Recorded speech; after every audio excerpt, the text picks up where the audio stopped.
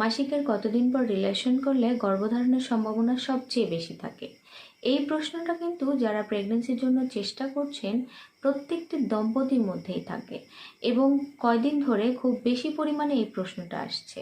তো ফ্রেন্ডস, আজ আমি আপনাদেরকে সুন্দরভাবে বুঝিয়ে দেওয়ার চেষ্টা করব কোন টাইমটাতে আপনার প্রেগন্যান্সির চান্স সবচেয়ে বেশি থাকে। মহিলাদের সম্পূর্ণ মাসিক চক্রে শুধুমাত্র কয়েকটি দিন থাকে, 4 থেকে 5 দিন থাকে, যে সময়টাকেই কিন্তু আপনাদের কাজে লাগাতে হবে গর্ভধারণের জন্য।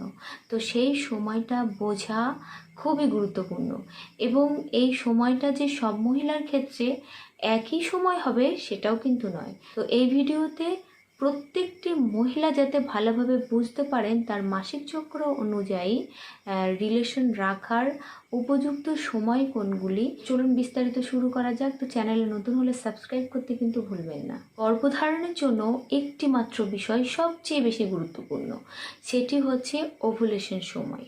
এই ওভুলেশন সময়টি কি?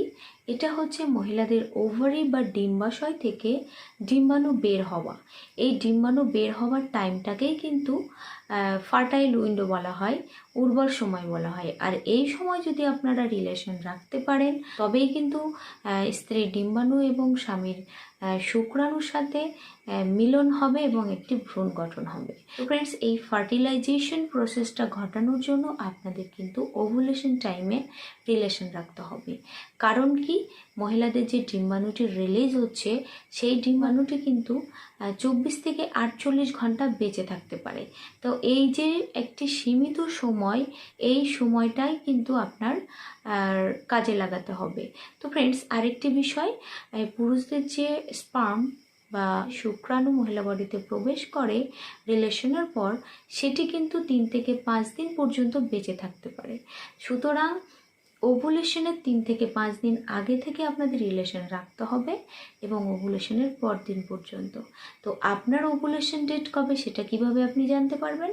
তো একটি সহজ উপায় বলে দিচ্ছি। আপনার যে মাসিক চক্র সেটা 28 দিন হতে পারে, 30 দিন হতে পারে, 32 দিন, 26 দিন।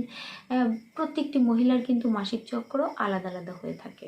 তো এই মাসিক চক্র থেকে আপনারা 14 দিন বাদ দিন। 14 দিন বাদ দেওয়ার পর যে দিনটি বের হবে সেটি হচ্ছে আপনার ওভুলেশন ডেট। আর একটু সহজ করে বুঝিয়ে দিই, আপনার ধরুন 1 তারিখ মাসিক হয়েছে, 30 দিনের সাইকেল আপনার 30 তারিখ গিয়ে পরবর্তী মাসিক হবে। তো পরবর্তী মাসিকের 14 দিন আগে কিন্তু আপনার ওভুলেশন হবে। ওভুলেশন হওয়ার 14 দিন পর আপনার আবারও মাসিক হয়। তো আপনার যদি 30 দিনের সাইকেল হয়ে থাকে তাহলে তা থেকে 14 আপনি বাদ দিন, 16 সংখ্যাটি বের হচ্ছে। তো আপনার যেদিন পিরিয়ড হবে সেই দিন থেকে গণনা করে 16তম দিন ভাববেন, সেটাই হচ্ছে আপনার ওভুলেশন ডেট, যাদের 30 দিনের মাসিক চক্র। তো সেই দিনের 3-4 দিন আগে থেকে আপনারা রিলেশন রাখবেন এবং সেই দিনের 2 দিন পর পর্যন্ত। তাহলে কিন্তু আপনার সম্পূর্ণ ফার্টাইল উইন্ডোটি, ফার্টাইল বা উর্বর সময়টি কিন্তু কভার হয়ে যাচ্ছে। আর যাদের 28 দিনের মাসিক চক্র তাদের 14 দিন বাদ দিলে তো 14তম দিন। তো সেই 14তম দিন মাসিকের 10তম দিন থেকে আপনারা 10-11তম দিন থেকে রিলেশন রাখবেন 15-16তম দিন পর্যন্ত। এইভাবে কিন্তু আপনাদেরকে হিসাবটা করে নিতে হবে। যাদের 26 দিনের মাসিক চক্র, ধরুন আপনার 1 তারিখ মাসিক হয় এবং 26 তারিখে 26 দিন পর পর মাসিক হয়, তো তাদের কিন্তু 14 দিন বাদ দিলে 12তম দিন হচ্ছে ওভুলেশন ডেট। তো সেই 12তম দিনের 3-4 দিন আগে থেকে আপনারা রিলেশন করবেন। ধরুন 1 তারিখ মাসিক হচ্ছে, 1 তারিখ প্রথম দিন, 2 তারিখ দ্বিতীয় দিন, 3 তারিখ তৃতীয় দিন, এইভাবে গণনা করে 9ম দিন থেকে রিলেশন রাখবেন 13 তারিখ পর্যন্ত বা 14 তারিখ পর্যন্ত। এটি কিন্তু সবচেয়ে সহজ উপায় গর্ভধারণের জন্য উপযুক্ত সময় হিসাব করার। তো ফ্রেন্ডস, অনেক মহিলাদের কি হয়, কখনো 26 দিনে হচ্ছে, কখনো 28, কখনো 30, কখনো 32, 2-4 দিন এগিয়ে পিছিয়ে তাদের পিরিয়ড হয়ে থাকে। তাদের ক্ষেত্রে একটি সহজ উপায় হচ্ছে ওভুলেশন সিমটমসগুলো আপনারা খেয়াল রাখার চেষ্টা করবেন। ওভুলেশন টাইমে কিন্তু আপনার ডিসচার্জের পরিমাণ বেড়ে যাবে, সাদা স্রাবের পরিমাণ বেড়ে যাবে। ওভুলেশন স্রাব কিন্তু খুবই ট্রান্সপারেন্ট, খুবই স্বচ্ছ এবং পিচ্ছিল। হাত দিয়ে যদি আপনারা লম্বা করেন সেটা কিন্তু লম্বা হবে। তো এরকম স্ট্রেচি কাঁচা ডিম ভাঙলে যে সাদা অংশটা পাবেন কুসুম বাদে, সেই সাদা অংশের মতো কিন্তু আপনার ওভুলেশন স্রাব দেখতে হবে। নেক্সট হচ্ছে তলপেটে হালকা ব্যথা অনুভূত হতে পারে।